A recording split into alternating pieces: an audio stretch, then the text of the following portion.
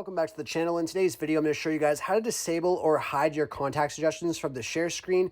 So if you guys don't know what I'm talking about, I'll show you guys really quickly. But before we get started, I'm just going to remind you guys, I do have tons of videos like this on my channel where I show you guys tips and tricks for your iPhone, how to customize it and stuff like that. So I'd really appreciate if you guys would go check that out. And also consider subscribing to the channel as I'm on my road to 10,000 subscribers.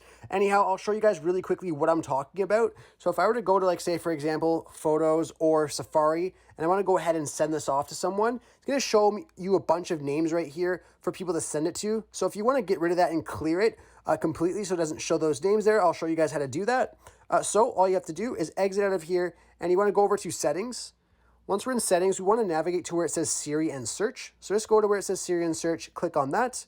Scroll down and you'll see an option that says suggestions when sharing. So if you go ahead and disable that and go back to where we were before, click on share again, it will then remove those names from there, so you don't have to have those names there at all. And you just go ahead and send it by clicking on messages and typing the person's name in instead.